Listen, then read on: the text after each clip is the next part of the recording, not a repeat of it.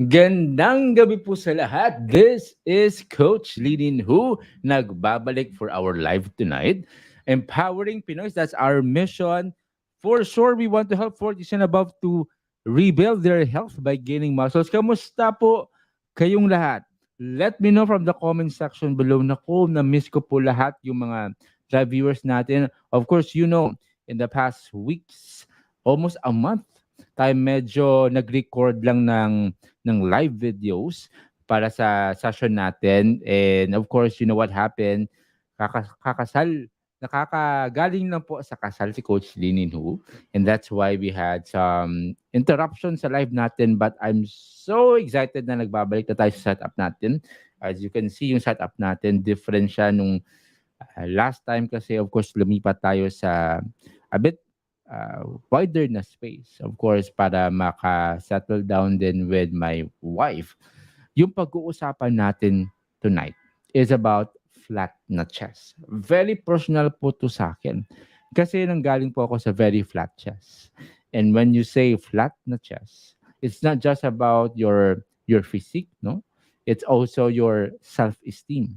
And not only that, it also means na yung muscle mo is very low. And this topic is for women and for men. Hindi lang po ito pang lalaki lang. But I will share to you yung mga proven na mga tips that will definitely help you build a firm, okay, at saka strong na chest. Again, let me know from the comment section below where are you tuning from or maybe what's your last meal. Yung last meal ko po, kaninang umaga, actually 12 noon yung first meal ko. Yung first meal ko was ground beef with a bit of butter at saka may konting cheese. No? How about you? Ano po yung meal natin? Pakishare naman dyan sa comment section. Hello to you, Ma'am Mary. Mercy Valencia. Gandang gabi sa inyo, ma'am. Kamusta po tayo, ma'am? Of course, we have here, as always, Ma'am Teresa Di Pamailo. Kamusta po tayo, ma'am? Yung workouts natin, no? I'm sure no, you're consistent sa mga workouts natin. Ma'am Jeba Nationales. Ma'am, abaw sa Iloilo, Ilongga. Ganyan si Ma'am Gemma. O kamusta din tempo? Dira, ma'am. Hello, to Ma'am Generous Bohokan, one of my amazing students. Nag-lose na po siya ng fat and that's possible through her dedication and fit. Ma'am, 50s by Jovi. Kamusta tayo? Ma'am Jovi, kamusta yung advocacy natin? That's good.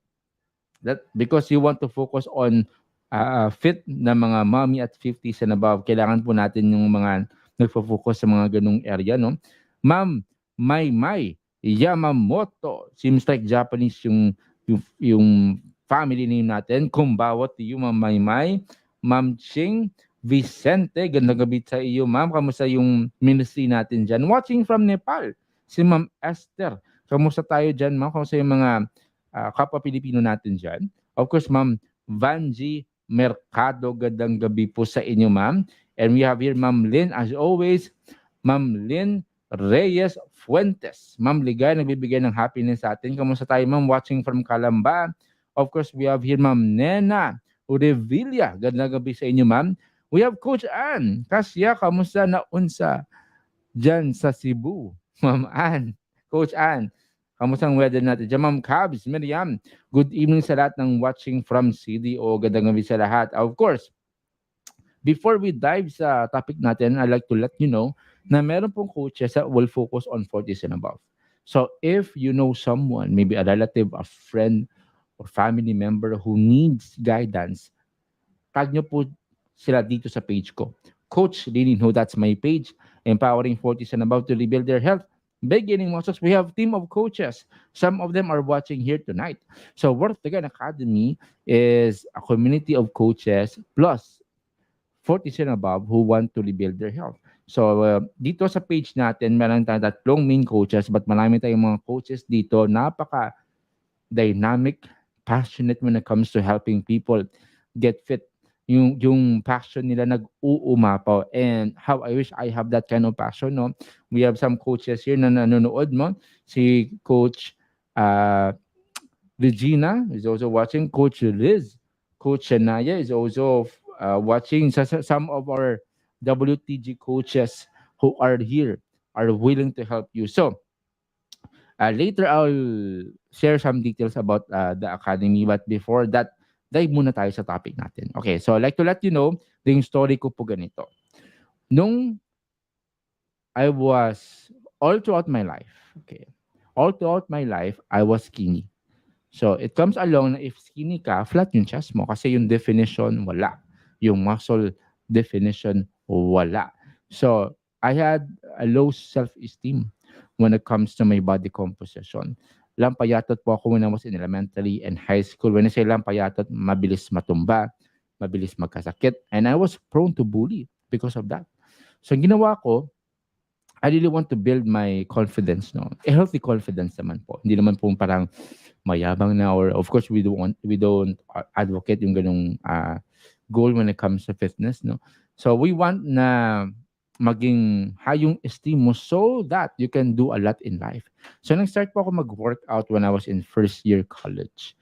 Doon ako nag-start na magbuhat. And even though I was skinny, kasi noon pumunta ako sa gym, I was self-aware, parang self-conscious ba? Na kasi maraming malalaki. Mga lalaki kasi big ano yun eh, big thing yun eh. Kapag skinny ka tapos yung mga kasama mo sa gym sobrang laki, parang very insecure ako. Pero even though insecure ako doon sa moment na noon, sabi ko sa sarili ko, temporary lang to because I want to push through. I want to build muscle and it takes time, yes. So ginawa ko, I had to deal with that personally, yung insecurities ko up until na-develop ko yung muscle gains na gusto ko talaga. So it took me time, but it's definitely worth it. Yung mga ginawa ko, some of them didn't work. Some of them work. Yung i-share ko po tonight sa inyo, yung mga things na nag-work, na you don't need to go through yung trial and error. There are things that you can learn from other people's mistakes. So yung mga mistakes ko, okay, na hindi ko na gusto sa inyo na gawin nyo pa, I will simplify it for you. Okay, tatlong bagay lang po.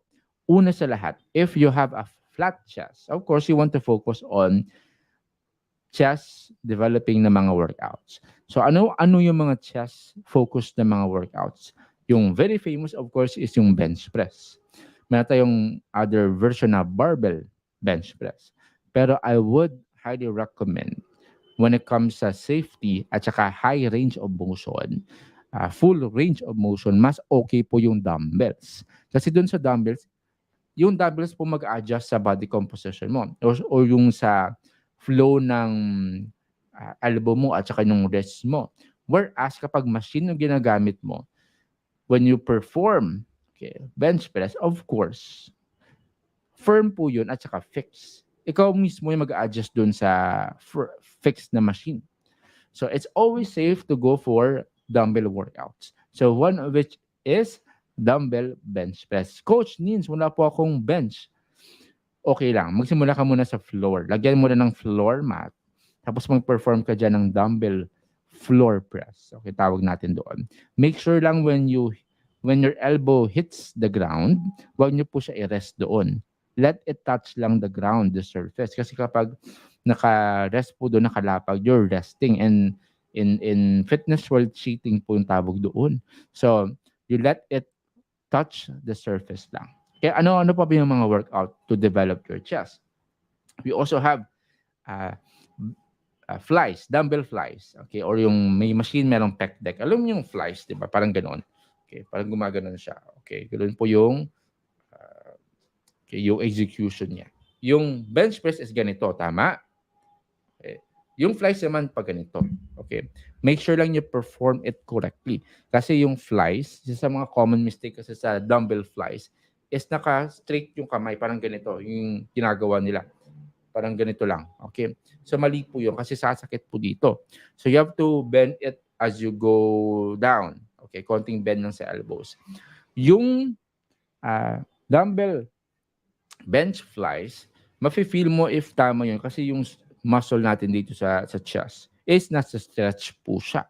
So that's our goal. But it doesn't mean na nasa stretch po siya, tama po yung form nyo. Always go for the correct form. Ano pa po? Meron pa po tayong natawag na chest dips. Yung chest dips is kung gumaganito po tayo. I don't know if maka-demo po tayo dito. Is parang gumaganito. Meron po dong parang ang tawag doon, parang bar. Okay, tapos you push up. Okay.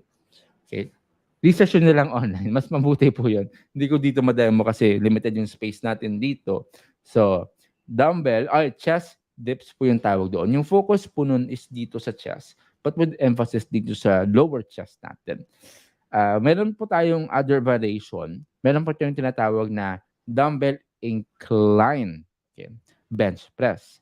So, di ba yung usual na bench press, yung bench is very flat. Tama? Yung incline is ganito po siya. Naka-incline po yung bench.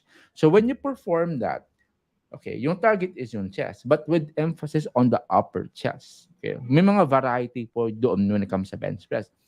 The other variety for that is yung dumbbell decline bench press. So, if yung incline nakaganoon, yung flat gumaganito, yung decline gumaganito. So, if you can imagine, yung katawan mo is naka ano po siya, slowly, naka-decline po siya.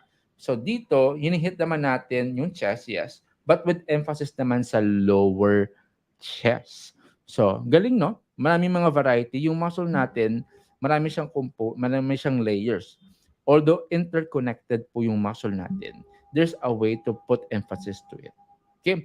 Marami pa po. Marami pa pong klaseng workout to target your chest. Pero stick with the basic.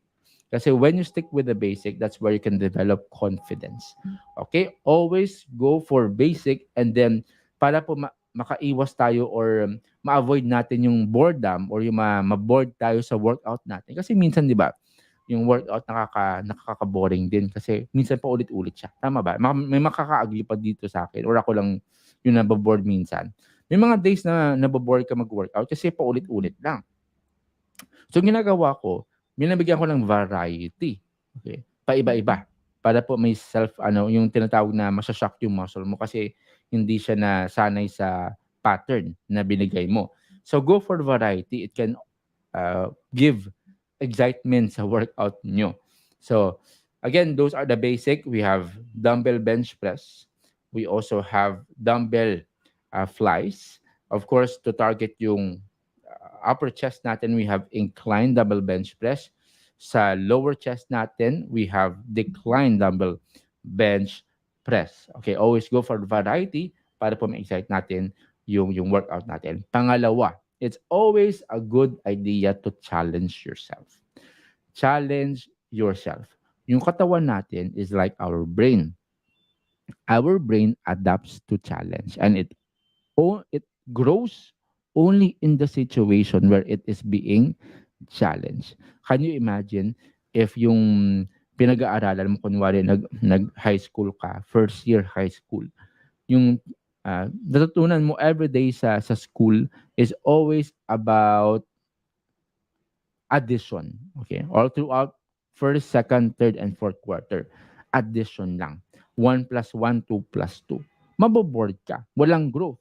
Pero kapag mayroong progression from addition, naging subtraction, tapos multiplication, tapos division, you also have calculus, algebra, nasa-challenge po tayo.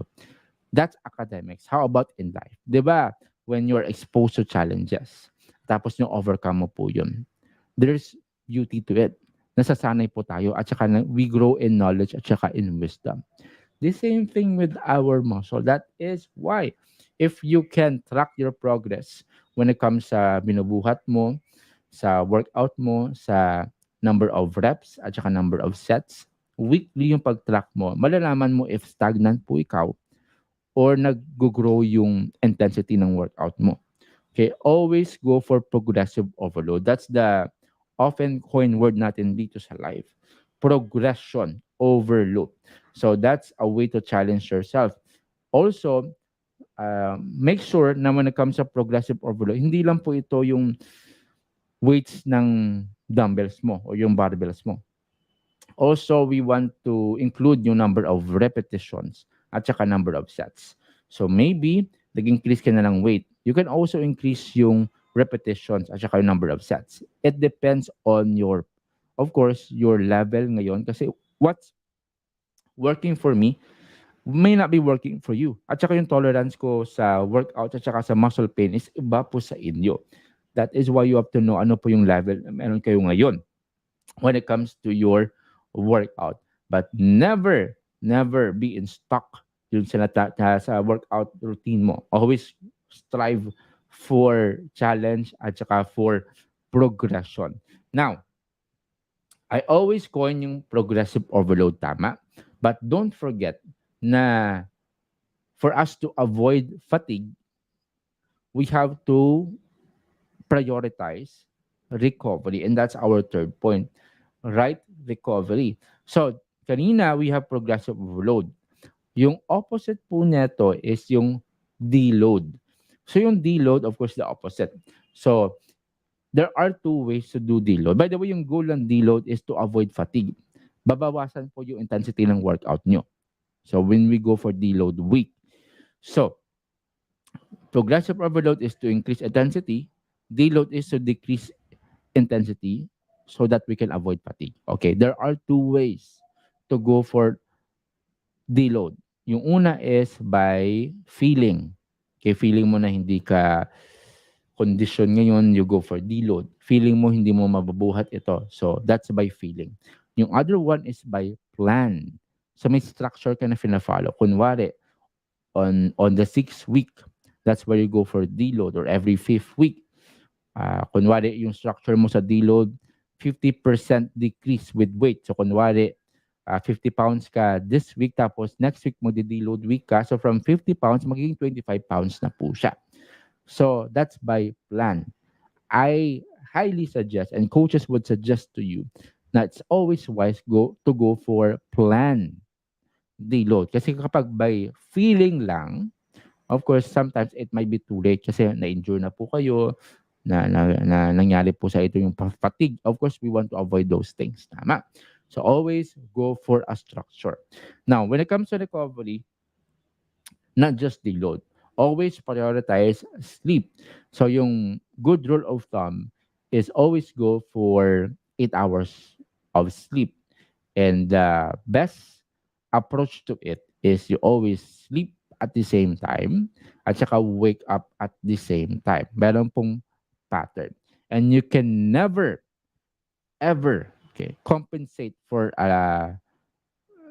bad sleep during weekends. Kasi may mga tao na Mondays to Fridays carried ako sa work, uh, 15 hours na work straight, tapos 5 hours sleep lang, tapos babawiin ko lang siya sa weekend.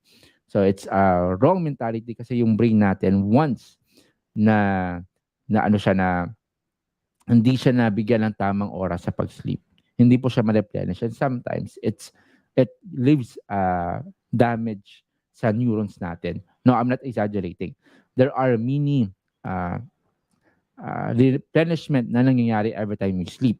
That's why we need to replenish our neurons every night when we go to sleep.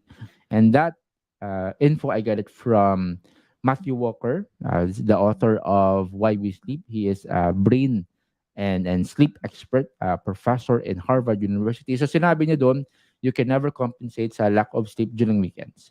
So it's not wise to go overtime on weekdays tapos bawiin mo siya sa weekends tapos mag-sleep ka 10, 12 hours. Hindi po yun wise. Always try for consistent. 8 hours, you sleep at the same time, you wake up at the same time. So that's for right recovery. So that's number 3. Number 2 is to challenge yourself. At saka number 1 is to focus on chest, focused strength training. And of course, it all boils down to consistency. Hindi po ito parang 1 month na program lang. It takes time, I would say years for you to develop it. Although it's not easy, okay, it's worth it. Kasi we're not just talking about having good physique. Alam niyo ba when I commit to develop my chest, anong nangyari po? Lumakas din yung muscle. So kasi interconnected din po siya eh. So if you want to develop your chest, it's also wise to develop the other parts of your body. Tama? Kasi mangyayari po yan kapag chest lang po yung develop nyo, tapos na-miss yung other parts, pangit po tingnan. It's not wise to go that path. So when you grow your chest, never neglect the other body parts then. Okay, go for shoulder then, back, leg workouts. Okay, so have a balance na program structure. And also, very important then na if you go for this kind of program, chess focus, always best to go for proper form, right execution. It's the wisest approach when it comes to making your muscles firm and strong. Okay, so three things lang po yun. But always remember, individual resorts po may vary. Some people will take time. But of course, some others kasi meron na silang, I mean, experience na sila sa workout at saka yung maybe genetics is one, but it all boils down against to consistency. Other people, okay, sa mga nagsisimula pa lang, might be needing professional guidance. So that's why I will open this to you again for the month of June and July. We are opening our one-on-one coaching. So we have a team of coaches who will help you develop not just your muscle but also your health. Okay, above all your health. So if you're in need of one-on-one coaching, let me know. We're opening our slots again for the month of June. So ang coaching natin, ready-made siya for you. So your coach will guide you every step of the way when it comes to your workout, with your meal plan, with your nutrition, at saka may accountability. For others, hindi ka pa ready mag one-on-one coaching, that's okay. You may want to start with this ebook muna. So if you're 40s and above who want to build your health by gaining muscles, you want to avail of this ebook all in at 499. So you will have all of these inclusions, workout plan, video guides, nutrition plan, meal guides, calorie guide, eating out guides, recipes, and many more only at 499. Send me a message on my page. And of course, again, if you are into one-on-one coaching, you don't want yung general idea lang, you want specific for you and for you alone, you may want to inquire of one-on-one coaching. So this is for 40s and above. You can book for an assessment for free so that we can recommend a program that best fits you. So you may want to visit our page, worthagainacademy.com, or my page, Coach Lininho. So message mo lang ako dito sa coach page ko, Coach Lininho. Again, my mission is very simple, and that is to empower 40s and above to rebuild their health by gaining muscles. Gandang gabi sa lahat. Hopefully, wala pa tayo na-miss dito sa mga live. Nagtutune in dito sa live natin. Ma'am Blassie, blast na blast si Ma'am Blassie ngayong gabi. Okay. Gandang gabi sa inyo, Ma'am Blassie. Kamusta po yung mother natin dyan? Ma'am Sansan Kamanyan. Gandang gabi po sa inyo, Ma'am. Tita Blassie, as always. Kamusta tayo, Tita? Ma'am Liza Clotario. Gandang gabi sa inyo, Ma'am. Watching you here from Ilocos Norte, si Bonaparte Lagundino. F. France Indaya. Gandang gabi sa inyo, Ma'am. We have here Ma'am Eden Llamas. Meron akong kilalang Llamas din sa Bacolod, Ma'am. I'm not sure if familiar po kayo doon or related. We have here Ma'am Marieta Elio Terio. We have here Ma'am Lourdes. Question ni Ma'am Lourdes, pwede po ba sa babae? Lalaki din chest namin sa dumbbell bench press. Gusto ko kasi lumaki chest ko. Definitely, Ma'am, if you put, apply those three things na binigay ko kanina, it can make your chest firm, strong, at saka it will grow in size as well. So, yes, ma'am, definitely it can make your chest, okay, achieve those things na sinabi natin kanina. Okay, that's a good goal, Ma'am Lourdes. We have here Ma'am Joanne Tahoho. Gandang gabi sa inyo, Ma'am. Corazon Noveno. Kamusta tayo? Ma'am Elizabeth is one of our modern adults. Tingnan niyo yung mga videos si Ma'am Elizabeth.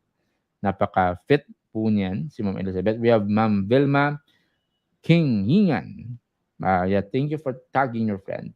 Ma'am Tess Rafalo. Ganda gabi sa inyo, Ma'am, watching from Cavite. Jelisa Bukala. Gandang gabi sa inyo, Ma'am. Ito yung, yeah, thanks for your advices. Yeah, ang unique ng name niyo po, no? But I like to call you Adukol. Okay, so that's a better way to address you. We have here Ma'am Lynn Reyes Fuentes. Hindi ko pa pala oh yeah. Ma'am, yung Gmail nyo, kamusta pala yung Gmail nyo? Message ako sa page ko, Mama, Coach Rinino, so that we can give to you your ebook, yung pinurchase nyo po. Okay, we have here Ma'am Lourdes Beato. Yes, Ma'am, happy to help. Nick Lentuan. Gandang gabi sa inyo, Ma'am. Ma'am Jenny Abanil, watching from Montalban, Rizal. Ayun. Hopefully, wala pa tayo na-miss dito sa live natin. Again, we'll have this free value to you every Tuesday. and Thursday, 7 p.m. Philippine time po yan. And again, if you have questions, post mo lang dito sa comment section so that we can answer some of your concerns and requests. Again, my mission is to empower 40s and above to rebuild their health by building muscles. Gandang gabi po sa lahat. God bless you and life is simpler when you are stronger. Bye-bye.